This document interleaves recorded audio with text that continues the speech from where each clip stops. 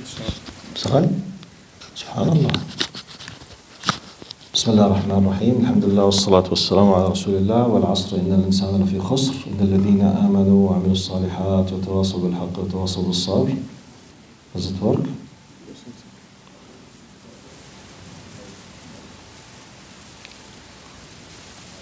Technical problems. بسم الله الرحمن الرحيم. لسه في ديلي لحد الآن. بسم الله الرحمن الرحيم. الحمد لله والصلاة والسلام على رسول الله.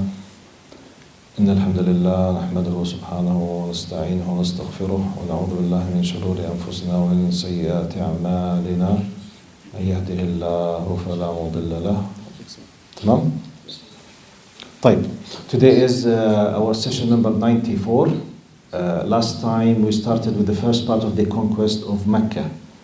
In general, just a quick reminder, just to keep you on the track with the chronological sequence of the Seerah.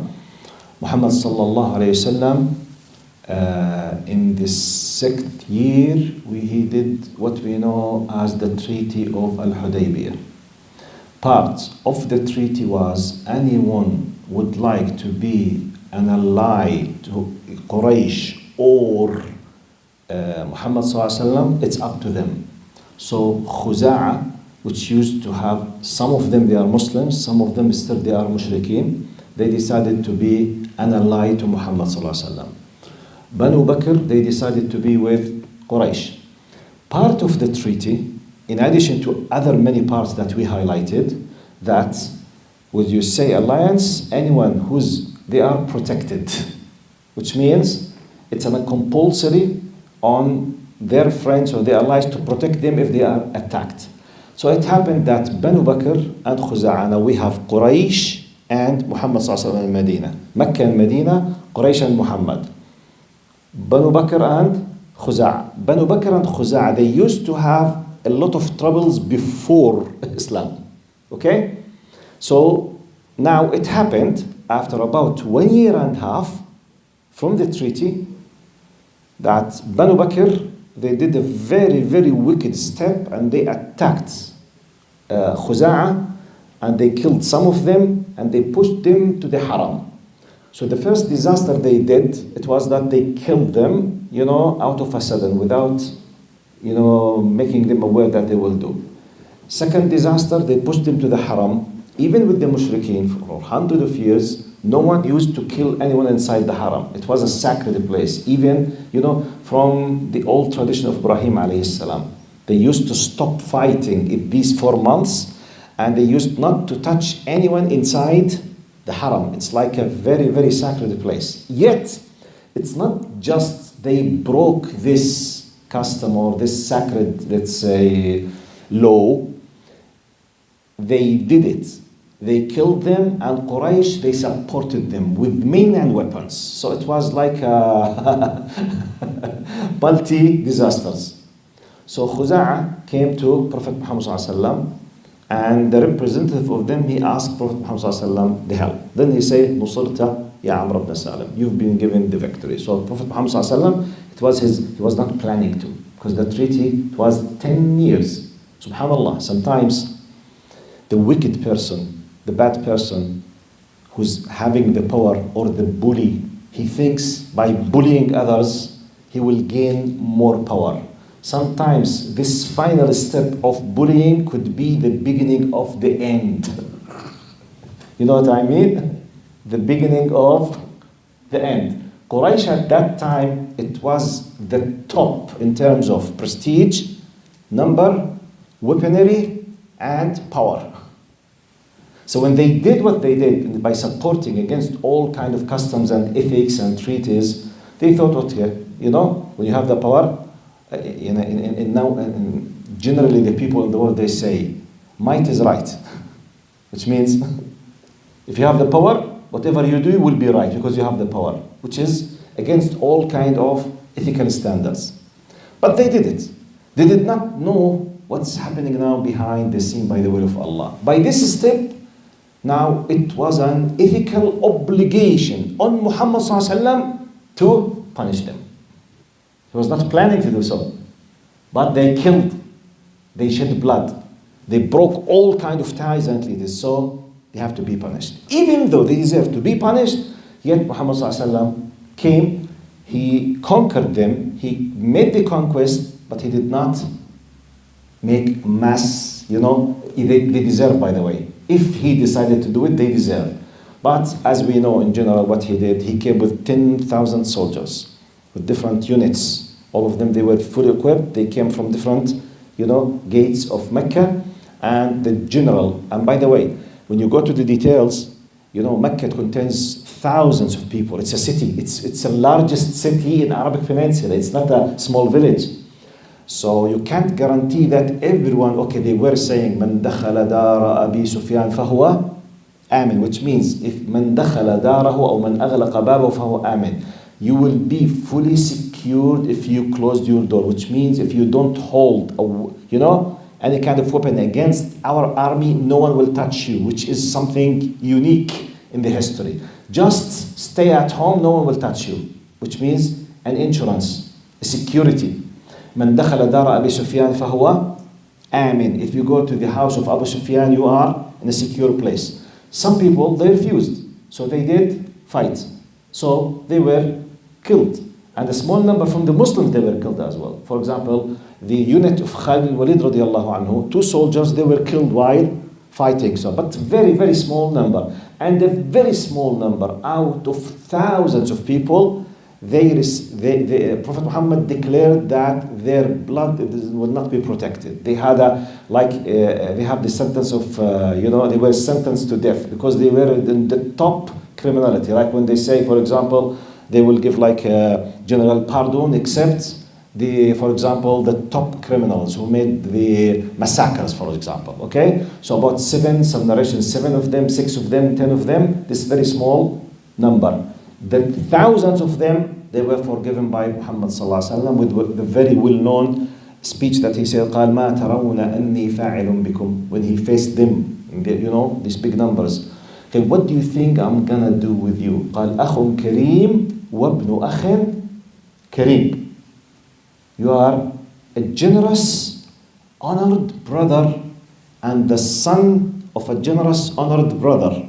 So, as if we know that you are a good person and we hope you will do nothing with us. قال اذهبوا فأنتم الطلقاء. Go, you are free. In a very simple word. And keep in your mind. And by the way, if you wish, if you have a time, go and read in the history. Try to correct me to the best of my knowledge. To the best of my knowledge, never ever in the history a group of people, after they've been kicked out of their country and they were killed and they were tortured, then by any way they had the power to take revenge, they gave a general pardon and they forgave completely their enemies. If you can find it, let me know it. Just seriously. We have many examples in the history. Many examples. By the way, I'm not discussing the invaders now. I'm not discussing the colonial system. I'm discussing those who have the right. Ethically, they were kicked out of their countries. They were killed. They were tortured. Now they have the upper hand, and in the legal, let's say, in the law of human beings, they have the full right to take revenge. Give me an example in such a context, they gave a full forgiveness. If it does exist, let me know about it. To the best of my, I'm someone interested in these things. I never ever heard or read about any group of people did it. I'm not talking about individual persons. I'm talking about nations. Because we have many examples. Second World War, for example. What happened with Germany when Russians, French, British and Americans invaded Germany after they collapsed? What happened? You have an idea? Even though 70 years ago, we are supposed to be civilized, true or false? 70 years ago, humanity were civilized or not civilized? Civilized. They were civilized. So go and read what happened in Berlin and in Germany after the collapse of the German. Go, by the way, some of it still, it's documented with videos and photos. No, it's not 500 years ago. It's just 1945. You're talking about 70 years ago, 70 plus, which is nothing. Nearly 70, صح? 80. Which is nothing. You can find videos up to them now. It's mind-blowing. The Russian and the French and the British and the Americans, the average of the German women, they were raped in the streets. They used the average of men to rape one German woman, it was 9 in the street. By the way, this is not from an Islamic source. Go to Mr. Google. Go and search. See if I'm exaggerating. I'm just giving you an idea when we realize what, because if you read, Muhammad ﷺ came to Mecca, okay. Then he forgave them, okay, nice. He should have forgiven them. Excuse me? Why? Why should have? You need to know that this does not exist in the history.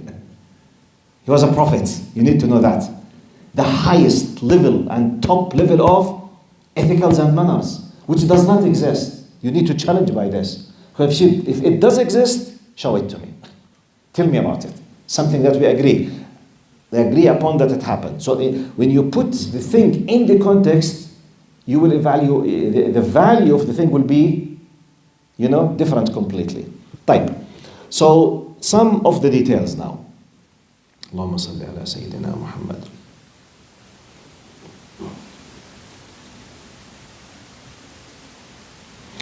قال مسألة الصيام في الغزو والسفر. جابر, one of the Sahaba, Jabir bin Abdullah رضي الله عنه قال إن رسول الله صلى الله عليه وسلم خرج عام الفتح إلى مكة في رمضان. And it was in Ramadan. Badr was in Ramadan. Fatih Makkah was in Ramadan. Subhanallah. You know, the month of Ramadan, it was the month of victories during the history.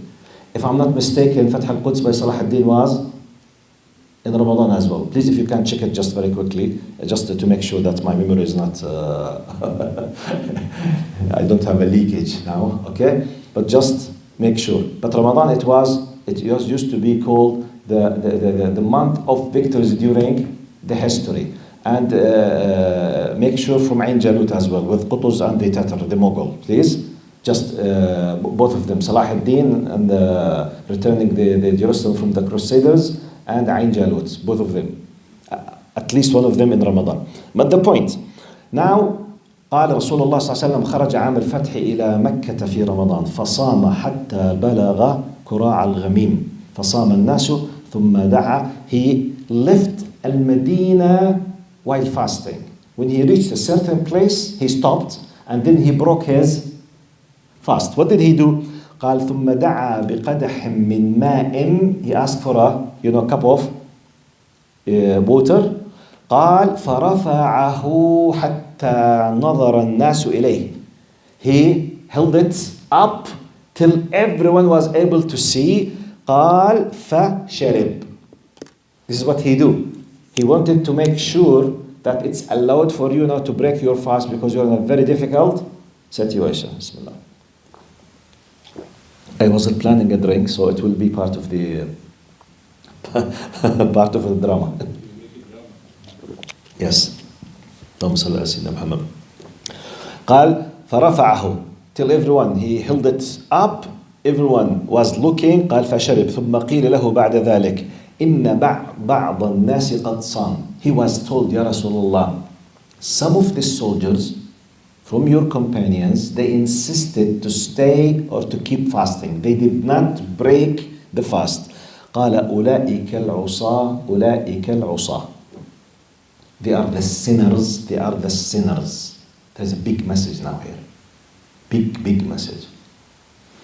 Muhammad sallallahu alayhi wasallam, for us, he is a representative of Allah subhanahu wa ta'ala, the Sharia.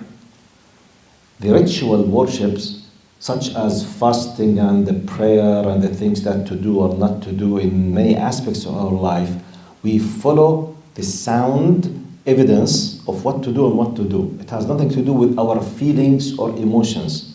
When Allah subhanahu wa ta'ala commands, we do it because Allah commanded, not because we think that we feel happy. No, not necessarily. Maybe we do many things without having the feel of happiness, by the way, or not necessarily convinced or agreeing, but you have to do it. The one, is it the case that if it's up to us, we will be happy to pay zakah?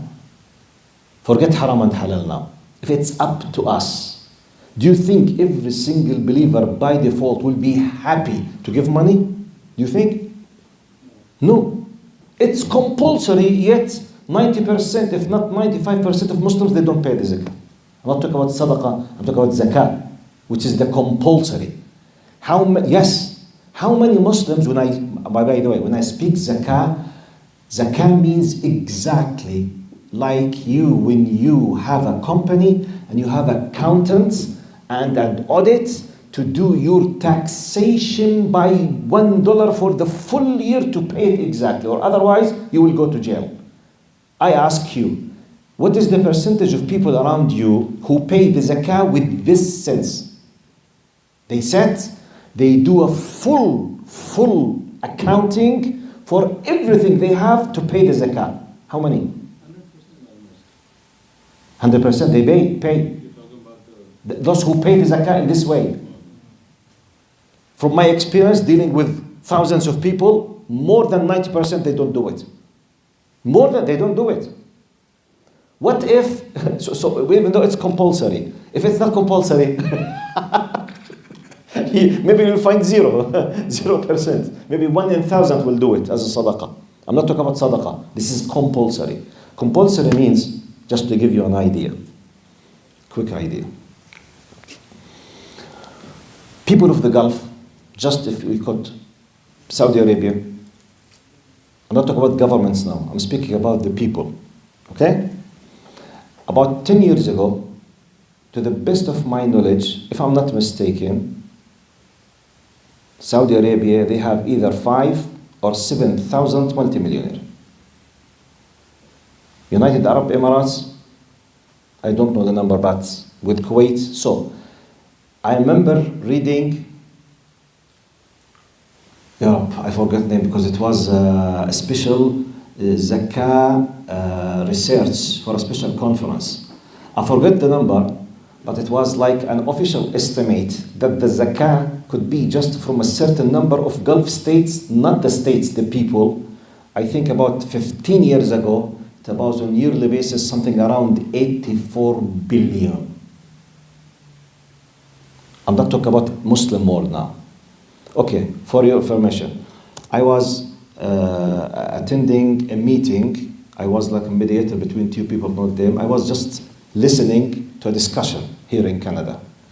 I'm not engaged in anything, but I was attending their meeting because of personal relations. So I was listening to a business discussion between two big giants, Muslims who are doing business between themselves. So one of them is asking the other why they are from outside Ontario.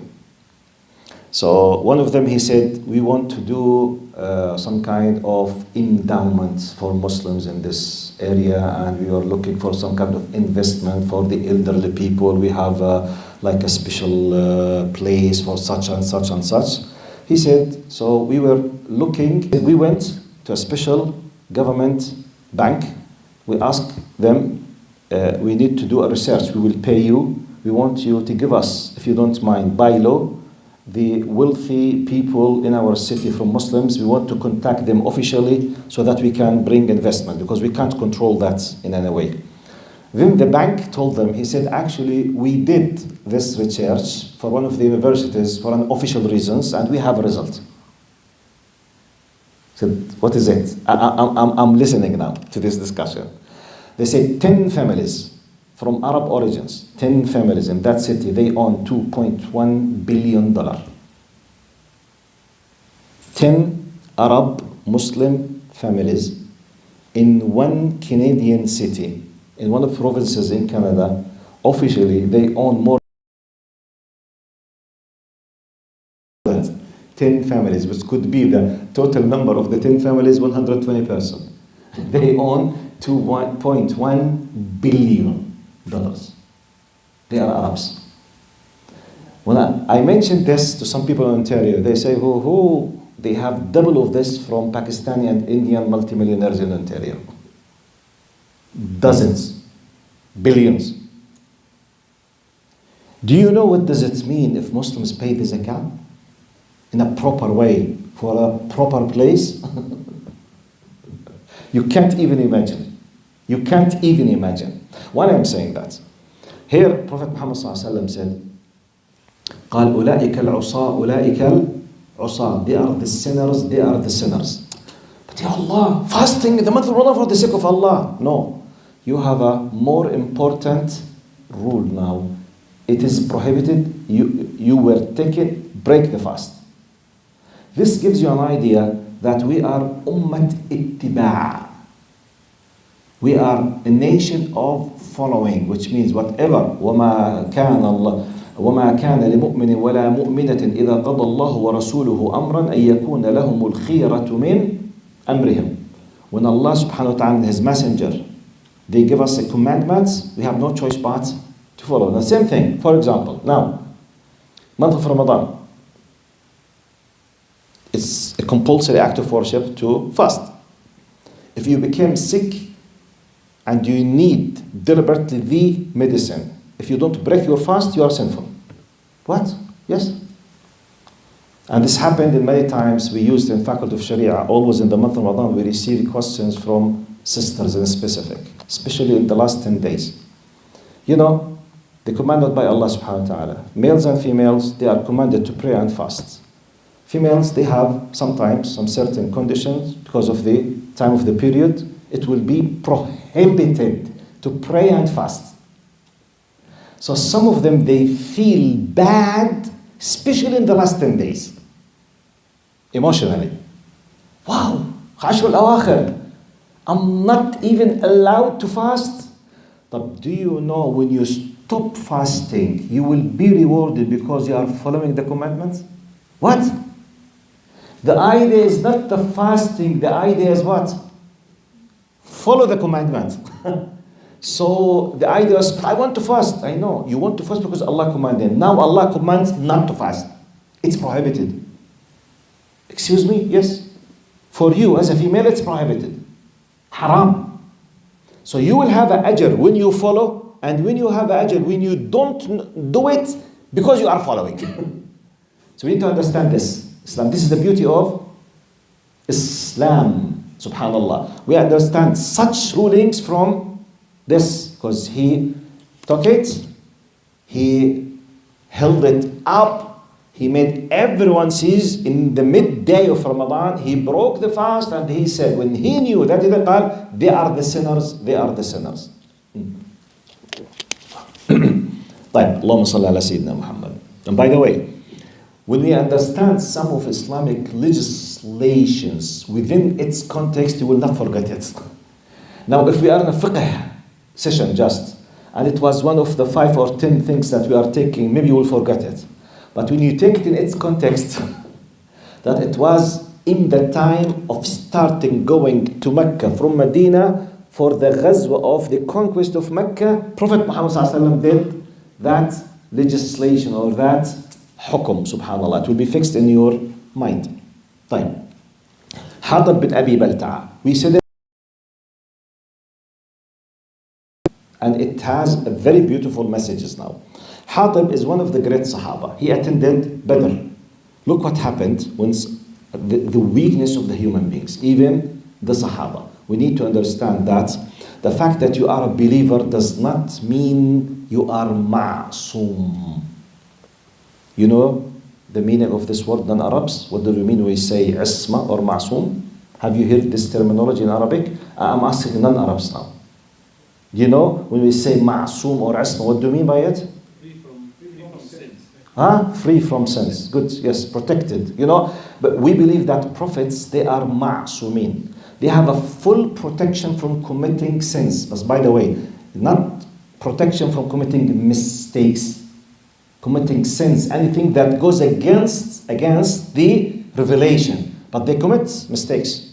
You know, Prophet Muhammad ﷺ, once he gave an opinion on something has to do with the agriculture. You know, has to do with the plantation of the palm trees. They were discussing. He said an opinion.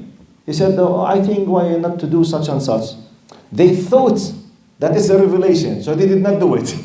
So they did not have the dates next season.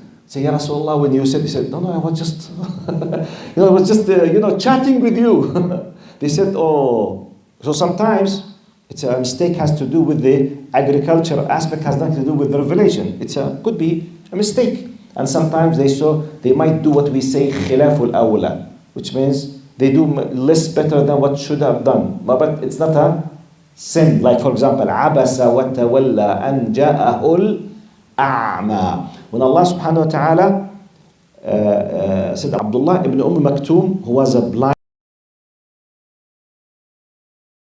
in the same time, he was about to have a good opportunity to bring some of the big giants of kufr, of Mecca, to Islam.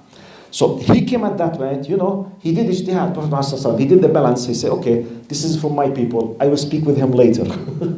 So he did not give him the attention. He gave the attention to the mushrikeen. Then Allah subhanahu wa ta'ala said, Abasa wa tawalla an ja'ahu al-a'ma wa ma yudrika. Then Allah corrected this, but it was not a sin. But what do you mean? For example, when say ma'soom, there is a Christian English terminology for that. They call it infallible, infallibility.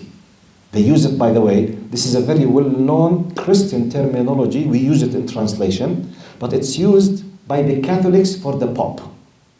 Because Catholics, they believe the Pope is infallible, which means does not make mistakes. So this is the classical terminology that we use it in the academia.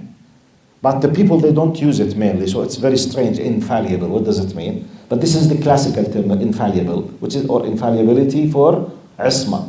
But in our normal language, we say protected from sins. Which sins?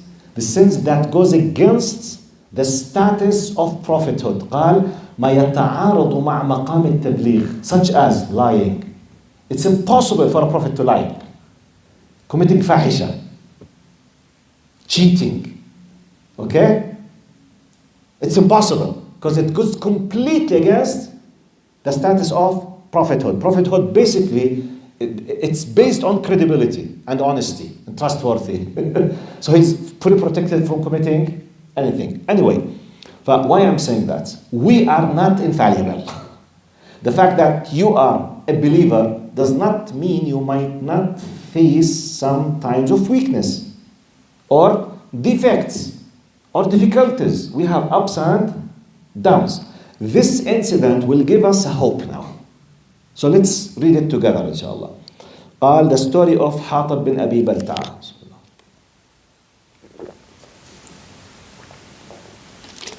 Alhamdulillah. Ali radiallahu anhu says, قال بعثني رسول الله صلى الله عليه وسلم أنا والزبير والمقداد فقال انطلقوا حتى تأتوا روضة خاخ فإن بها ضعينة معها كتاب فخذوا منها. Ali, he was asked by Prophet Muhammad صلى الله عليه وسلم along with الزبير bin Awam radiallahu anhu and Al-Miqdad. The three of them, they were called by Muhammad sallallahu alaihi wasallam. They said, leave now, go to such and such a place. He described it to them. You will find a dha'ina. Dha'ina means a woman in a hawdaj on the top of a camel. You will find it. He was told by Jibril alayhi salam. She has with her, she's hiding a book, which means a letter, a secret letter. Bring it from her. Ali says, قال فانطلقنا تعادى بنا خيلنا حتى أتينا الروضة. So like a horse race, we were in a high speed to catch this, woman with the camel. قال فإذا نحن, it's exactly in the same place where Muhammad صلى الله عليه وسلم said we found this woman. قلنا لها أخرج الكتاب. قالت ما معي كتاب. فقلنا لتخرجن الكتاب أو لنلقين الثياب. He said, look, either she refused. She said, I don't have it. She was lying. Said, look, out of respect, either you bring it or we will take it by force. Give us the letter or the message. Then she knew that they know what she's hiding. Of course, Muhammad sallallahu alaihi wasallam, he's received a revelation about that. It was completely secret. Then she brought it from inside, her hair. قال فأتينا به رسول الله صلى الله عليه وسلم فإذا به من حاطب بن أبي بلتعة إلى ناس بمكة من المشركين يخبرهم ببعض أمر رسول الله فقال رسول الله صلى الله عليه وسلم يا حاطب ما هذا. It was a message from a Sahabi. His name is Hatib bin Abi Balta'a. He was telling some people in Mecca, he knows that Prophet Muhammad is coming to Mecca, because no one was aware that Prophet Muhammad was coming to Mecca, because he sent some groups, some units of the soldiers to different, you see, that's one Seerah. So no one was aware that the target was, the destination is what? Mecca. So Hatib, he knew, he's from the army, he sent her with this. Then Prophet Muhammad called Hatib. قال يا حاطب ما هذا. He said, يا حاطب, what's this? قال يا رسول الله لا تعجل علي. He said, please, don't hurry يا رسول الله. Don't judge me. Please listen to me. Look, subhanallah. Prophet Muhammad gave him the opportunity to defend himself. Even though superficially, this is called in the time of war what? High treason. خيانة عظمى. A message to the enemy telling them with the destination of the army. What's this? High treason. Yet Prophet Muhammad gave him the time to defend himself. Subhanallah. قال لا تعجل علي. Please don't hurry. Don't judge me. Just listen. قال يا رسول الله إني كنت امرأ ملصقا في قريش يقول كنت حليفا ولم أكن من أنفسها. He said, I was from the low class of people in Mecca.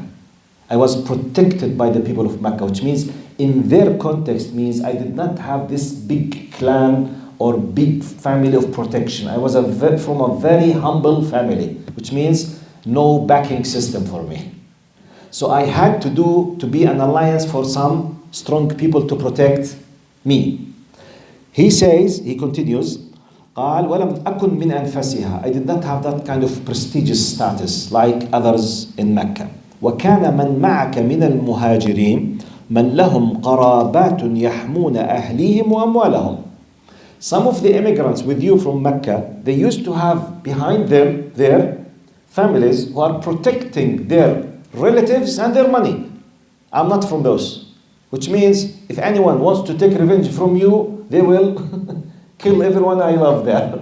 So I want just to tell some people just so that to take care of my family and something that I own. قال فأحببت إذ فاتني ذلك من النسب فيهم أن أتخذ عندهم يدا يحمون قرابتي. He said, when I lost let's say the status of being of prestige and power, I wanted to do a favor for those people so that they will know in advance, they will protect themselves, they will flee, they will do something, and they will take care of my family because I did a favor to them. This was his intention. Of course, it's a big mistake, but it was his intention. He continues, قال ولم أفعله ارتدادا عن ديني ولا رضا بالكفر بعد الإسلام. He said, by Allah, Ya Rasulullah, I did not do ridda عن ديني. I'm not committing apostasy. I'm not leaving Islam with this. قال ولا رضا بالكفر بعد الإسلام. And I'm not satisfied to be a non-believer after being a believer. لا والله. I just wanted to protect my, in a very simple way, I want just to protect my family because I did not have this kind of power. Now, فقال رسول الله صلى الله عليه وسلم أما إنه قد صدقكم. He said, he has said the truth. He knows رسول الله صلى الله عليه وسلم أما إنه قد صدقكم. He has said the truth. قال عمر يا رسول الله دعني أضرب عنق هذا المنافق. فهيك يا أبو عمر.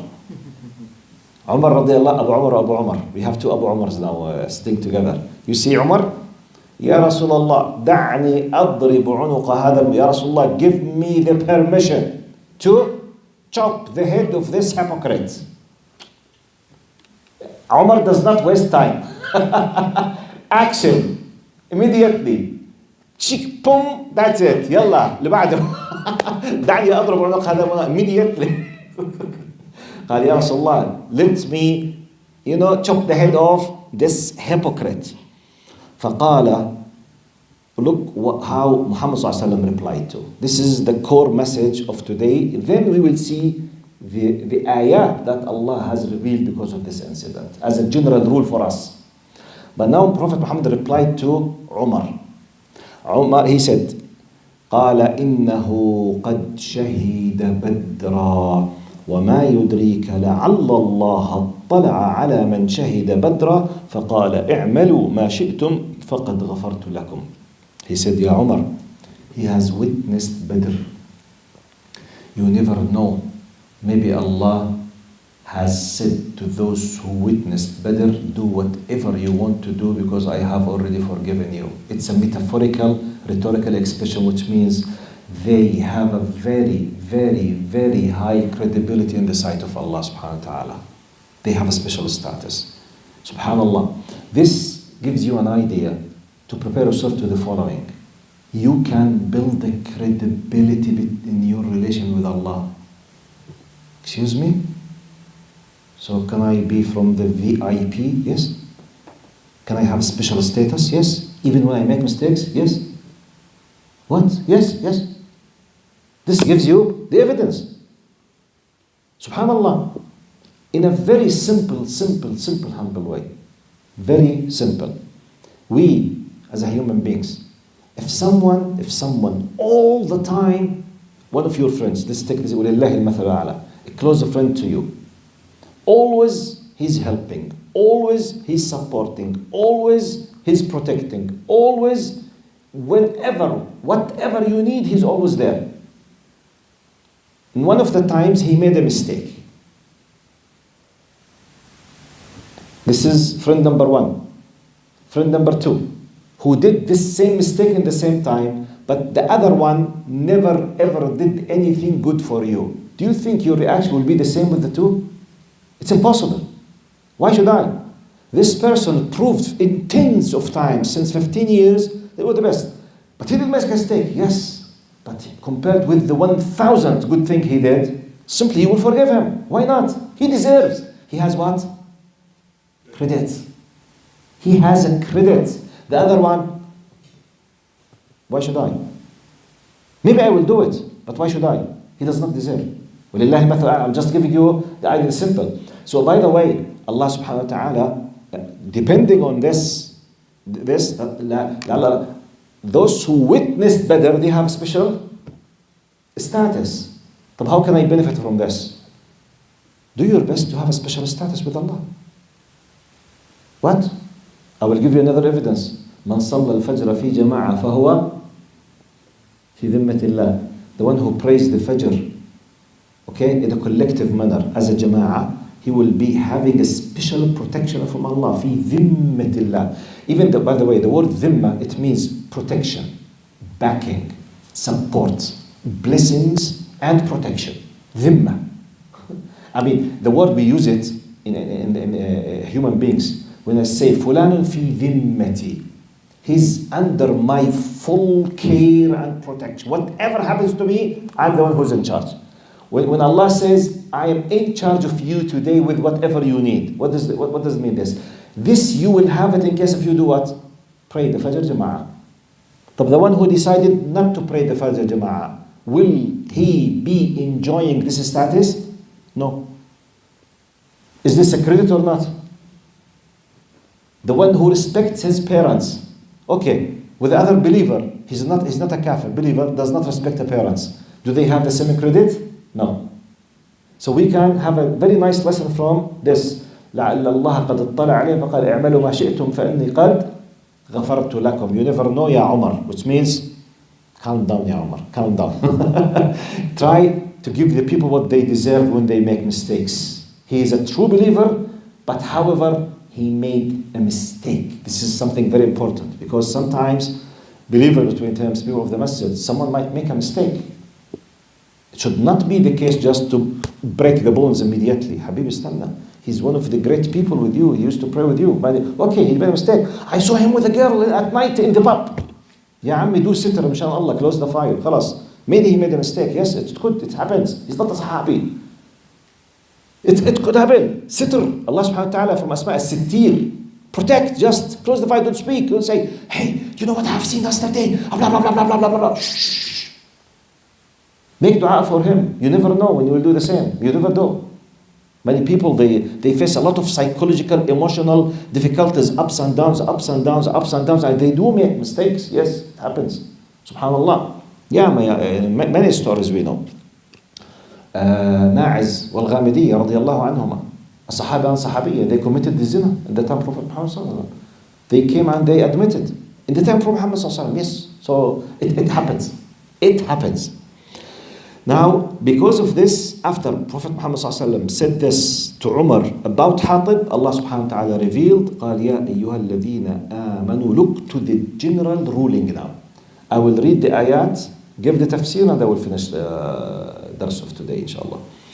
Allah says, يا أيها الذين آمنوا لا تتخذوا عدوي وعدوكم أولياء تلقون إليهم بالمودة وقد كفروا بما جاءكم من الحق يخرجون الرسول وإياكم أن تؤمنوا بالله ربكم إن كنتم خرجتم جهادا في سبيلي وابتغاء مرضاتي تسرون إليهم بالمودة وأنا أعلم بما أخفيتم وما أعلنتم ومن يفعله منكم فقد ضل سواء السبيل. In chapter Al-Mumtahina, the first ayah, Allah says, O believers, do not take my enemies and yours as trusted allies. It's a hukum shari. The enemy of Allah, when you know that someone is fighting Allah, okay, it's prohibited for you to take him as an ally. It's hukum shari called al-wala wal-bara. قال, O believers, do not take my enemies and yours. This was in the context of, okay, Hatib did this mistake. His intention was not, but it was like an occasion where Allah is teaching now the believers, be careful. In theory, superficially, this is called, okay, wala ubara. This could be high treason against the Sharia of Allah subhanahu wa ta'ala. O believers, do not take my enemies and yours as trusted allies, showing them affection even though they deny what has come to you of the truth. They drove the messenger and yourselves out of Mecca simply for your belief in Allah. Did you forget that you told me expelled that, huh? Expelled. They drove you out, they expelled you out of Mecca because you believe. Have you forgotten? Which means be careful. You should be an ally with the one who supports the hukum of Allah, not the one who is fighting the believers. قال, if you truly immigrated to struggle in my cause, and if you are a believer, this is what you should be. Then do not take them as allies, disclosing secrets of the believers. تلقون إليهم بالمودة, which means to tell them with the very high secrets out of love and respect. Be careful. And by the way, we need to understand this in the political context. Because how come, you know, we should be exclusive. Habibi, this is a political war now. What do you mean exclusive? Can anyone dare now to ask Ukrainians to be inclusive with Russians? I'm asking. Or can you ask the Russians to be inclusive with the Ukrainians? They are enemies now, they are fighting. If anyone was caught giving very top secrets from Ukraine to the Russians, he's what now?